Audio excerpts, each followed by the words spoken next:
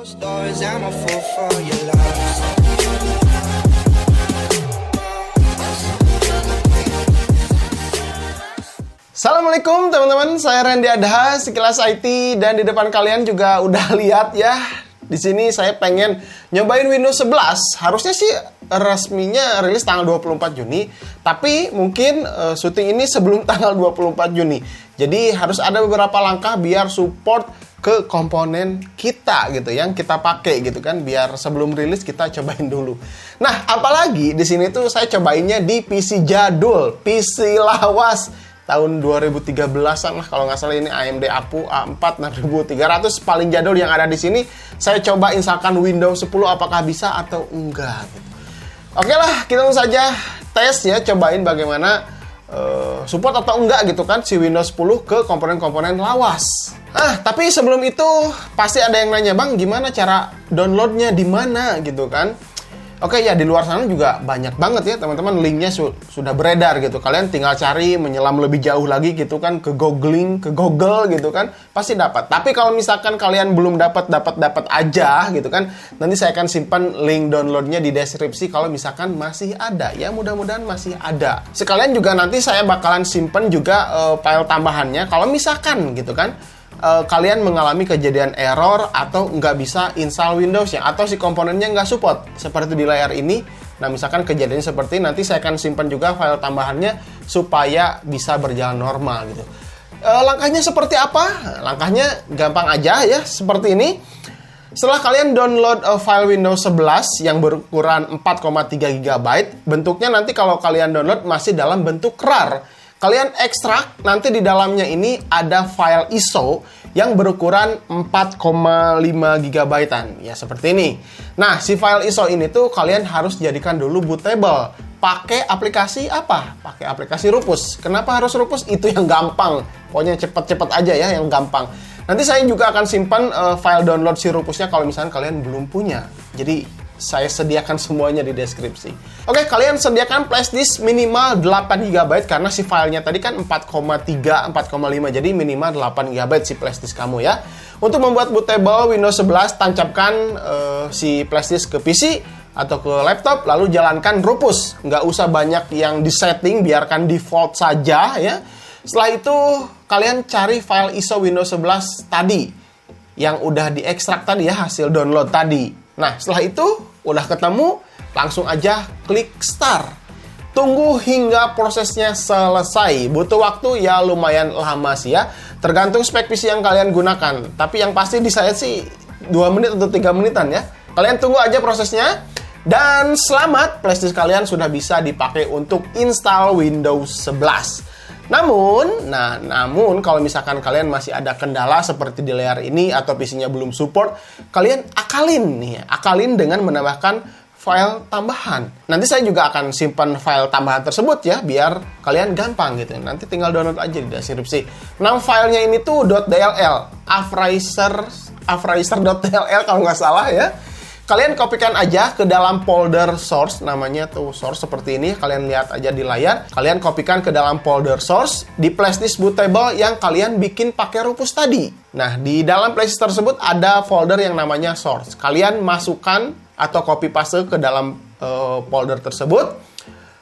Kalau misalkan ada replace, tumpuk aja gitu kan, yes aja, dan udah. Setelah itu kalian tinggal ulangi langkah cara install Windows gitu kan. Misalkan boleh, kalau PC-nya baru belum ada Windows-nya gitu kan, kalian boleh setting dulu di BIOS gitu kan, first booting-nya ke flashdisk yang barusan udah kalian jadiin bootable gitu. Tapi kalau misalkan kalian udah pakai Windows 10 gitu kan, pengen update langsung gitu kan, kalian tinggal jalankan setup aja gitu, tinggal setup terus di next aja gitu kan.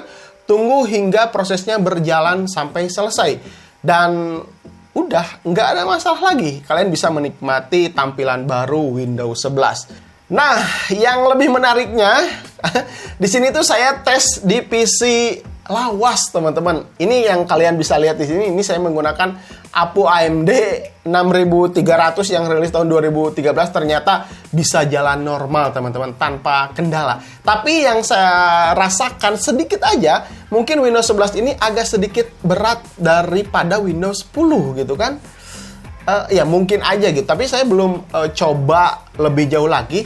Ini tuh saya rasakan di PC lawas seperti ini ya. Di misalkan yang masih punya dual core atau core to duo gitu atau core to quad gitu kan. Saya rasa ini lebih berat dibandingkan Windows 10 yang sebelumnya gitu kan. Tapi kalau misalkan PC kalian udah high end, udah generasi baru gitu kan, udah punya core yang banyak, memori RAM-nya gede gitu kan, perbedaan seperti ini mungkin nggak berasa gitu kan. Jadi ya lancar-lancar aja gitu. Jangan jadi masalah, takut Windows 11, takut berat, enggak. Kalau PC kalian udah keren, udah GG, udah generasi terbaru pokoknya ya tetap lancar aja. Pokoknya smooth dan enak. Yang penting tampilan layarnya ini di mata tuh ya memang lebih indah aja gitu kan. Di sini saya tadi pengen coba record juga ya. Nah, pakai OBS, tapi karena lihat ini agak ngelag juga karena si AMD Apu ini tuh kurang optimal juga gitu. Jadi nggak bisa record layarnya. Mungkin nanti saya akan coba di PC saya yang satunya lagi, itu mudah-mudahan lancar ya. Kita tes bagaimana performanya. Kalau misalkan lihat di sini sih ya, tampilan dari menu taskbar, menu-menunya ini ada di bawah seperti kata orang sih ada yang bilang seperti di Mac gitu ya. Jadi tampilannya ada di tengah gitu, nggak di pinggir lagi. Terus untuk ada beberapa aplikasi yang saya juga suka juga ya, seperti ini nih. Bisa split layar teman-teman. Di sini tuh bisa klik kanan, terus bisa menjadi berapa tab gitu kan. Tuh, kalian di sini lihat 100%, saya screenshot aja biar kalian lihat ya. Terus, nah, oh iya, untuk ukuran size-nya di sini tuh saya coba install Windows 11 di SSD 120 GB ya. Jadi kalau misalkan kalian PC-nya mau pakai SSD-nya aja untuk si Windows-nya aja, ternyata ini masih bisa teman-teman. Di sini tuh tadi saya instalkan beberapa aplikasi, ada Adobe Premiere Pro, terus ada game apa ya tadi, game Valorant gitu kan, di hard disk di SSD 120 GB. Ternyata masih banyak space yang tersisa teman-teman. Saya kasih lihat dulu di sini. Nah, ini 120 GB, saya screenshot biar lebih jelas lagi. Masih tersisa sekitar 12 GB. Dan di sini saya udah instalkan beberapa game juga ya. Ada Valorant, ada Garena gitu kan. Terus ada beberapa aplikasi Premiere Pro juga saya udah instalkan di sini. Ternyata masih nyisanya 12 GB. Jadi untuk SSD 120 GB yang kere-hore gitu kan, pengen sistemnya aja pakai SSD 120 GB udah sangat cukup gitu, masih lega juga gitu untuk penyimpanan video-video atau penyimpanan apa. Tapi kalau misalkan pengen lebih luas lagi ya minimal 256 GB. Tapi yang pasti 120 GB ini udah lebih dari cukup gitu kan. Oke, tampilannya seperti ini aja. Mungkin UI-nya lebih ini aja, lebih enak aja gitu, lebih enak dipandang gitu kan. Terus apalagi ya, mungkin nanti saya akan coba pindah ke PC yang satu lagi biar tes-tes sekalian, atau mungkin cukup sampai di sini saja. Saya pengen berbagi pengalaman aja gitu, karena saya kemarin penasaran apakah si Windows 11 ini misalkan nggak support di komponen jadul gitu kan.